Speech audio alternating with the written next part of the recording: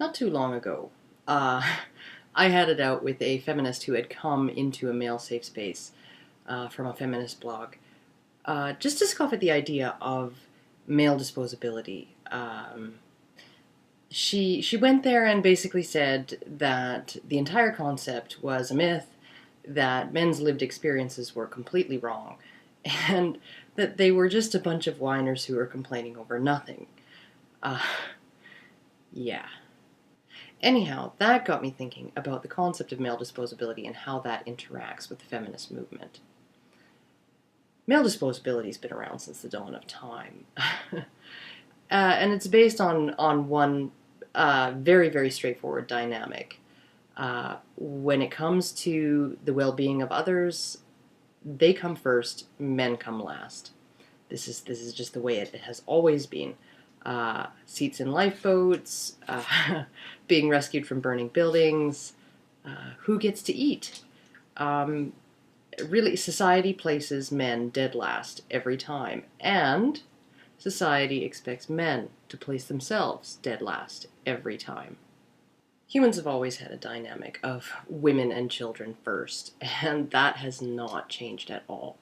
The 93% workplace death gap has to be evidence of this, if only because there's nobody with any kind of importance or power who's interested in changing it at all. In fact, I remember reading an article in a BC paper not long ago that described the increasing proportion of female injuries on the job as a huge problem. And the insane thing was, the change reflected a decrease in male injuries rather than an increase in female ones. Men's injuries on the job had gone down because the economic downturn had put so many men out of work in the resource sector that there just weren't as many trees or pieces of heavy equipment falling on men as there had been before. And yet, this was framed as a huge problem for women that required immediate action to solve. It's just crazy. It's like if men aren't dying at work at 20 times the rate women are, we must be doing something wrong as a society. Back when we were still living in caves, that attitude was necessary for human survival. Nature's a really harsh mistress, especially when you think of all the animals that never ever get to die of old age.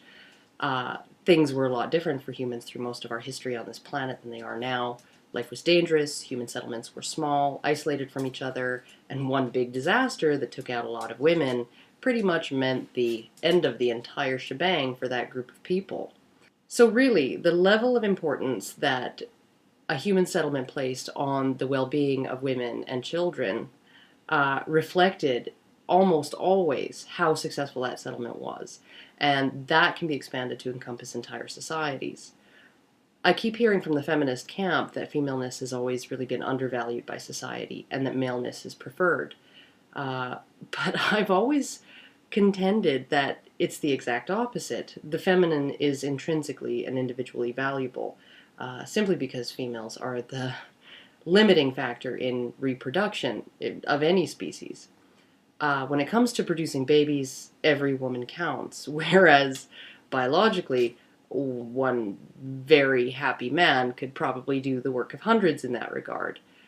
So the level of instinctive importance we humans place on the safety and provision of women and their children, it's one of the main reasons why we've been able to be so successful that we've come to really dominate this planet.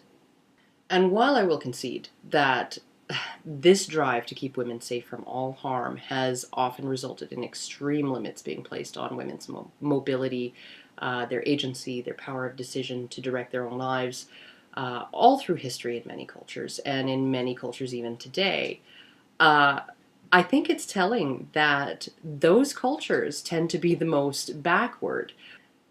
When you consider the restrictions placed on women in places like Afghanistan, and then you consider that if we bombed them into the Stone Age, it would be progress, I think you can conclude that the most successful societies had a really, really good balance between allowing women freedom and the ability to choose and direct their own paths in life, and the need to protect them and provide for them.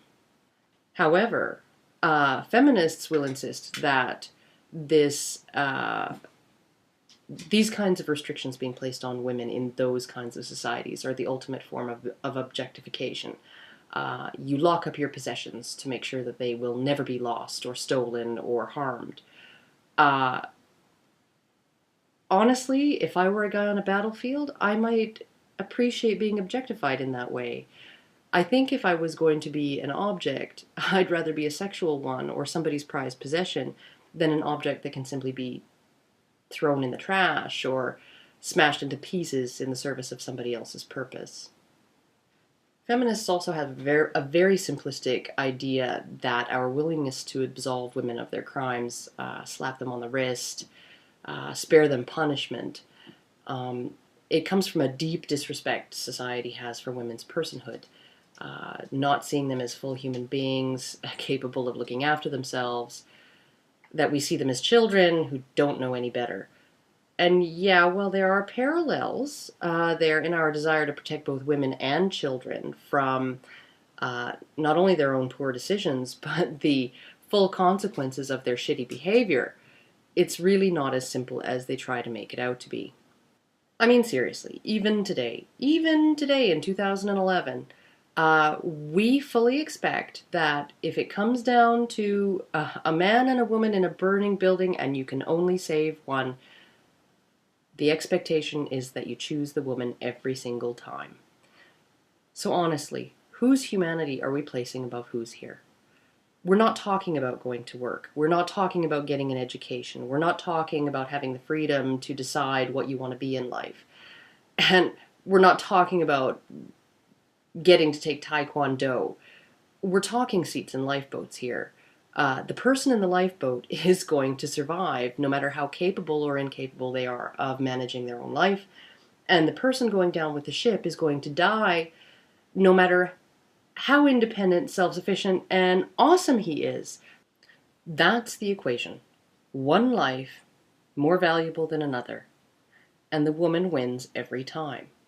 So honestly, is there any argument anywhere that women's humanity has always been held in higher regard by society than men's? To be important to society, a woman merely has to be. A man has to do in order for his life to have any meaning to anyone other than himself. I think it was Man-Woman Myth who said our society reduces men from human beings to human doings. And I really think that's an apt analogy.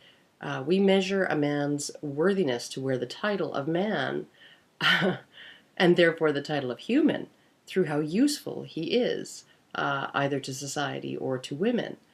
And one of the most useful things a man can do, even now in the eyes of society, is to put women and children before himself.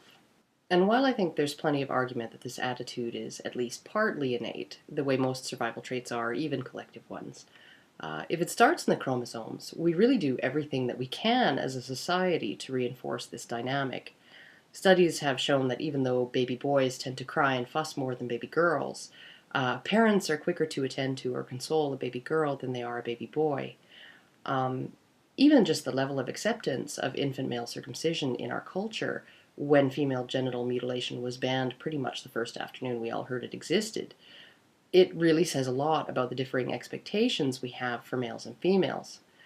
I mean, speaking as a mother, the last thing I would have ever wanted was to hear my child cry, especially when they're at an age when they're completely helpless, completely at the mercy of outside forces, and utterly dependent on the adults in their lives for every last thing.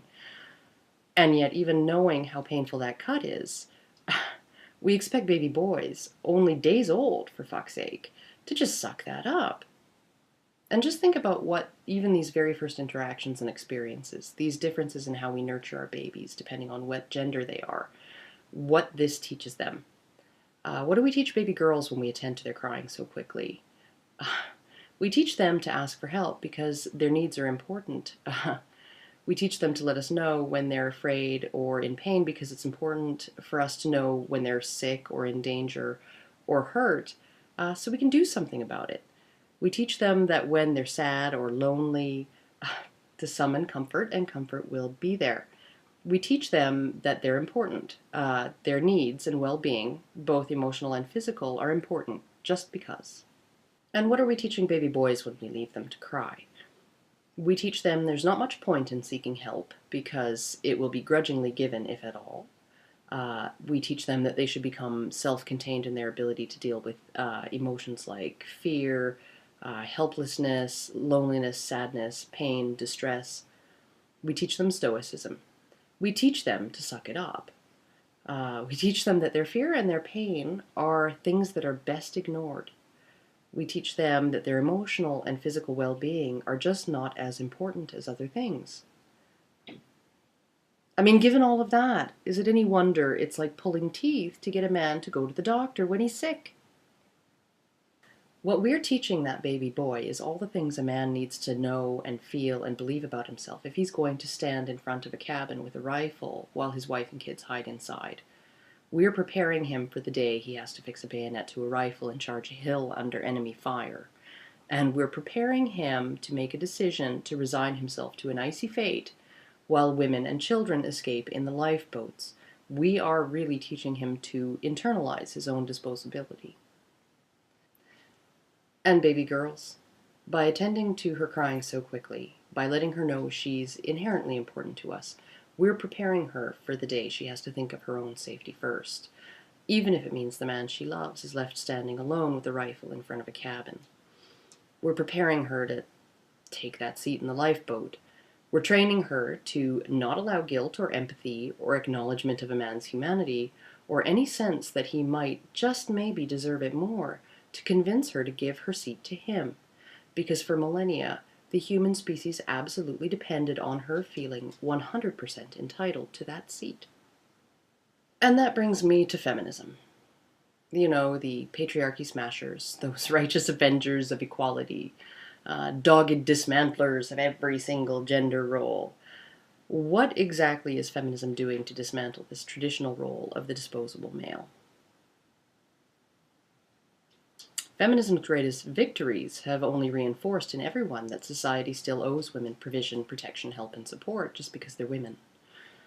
In its collective dismissal and abandonment of male victims of domestic violence, it only reinforces in men that it's pointless for them to ask for help because men's needs are of no relevance, and their fear and pain don't mean anything to anyone. Feminism teaches us to put women's needs at the forefront of every single issue, political or social, whether that issue is domestic violence law, sexual assault law, institutional sexism, social safety net, education funding, homeless shelters, government funding for shovel-ready jobs that didn't stay shovel-ready once feminists got wind of them. Everywhere you look, there are feminists pushing their way to the front of the line, demanding women's fair share of all of the goodies, the good stuff, the loot, the booty, the cookies. Even if women don't need it, even if women don't deserve it, and even if somebody else needs it and deserves it more. And they get it because we give it to them. Feminism has done nothing but exploit this dynamic of the expectation on men to put everybody else before themselves, especially women. Women's safety and support, women's well-being, and women's emotional needs always come first. This is the most stunning piece of society-wide manipulative psychology I think I have ever come across. Feminism has been on the down low with old-school chivalry right from the start, and they might seem like strange bedfellows for sure. But they're not, because both concepts are built on a firm foundation of female self-interest.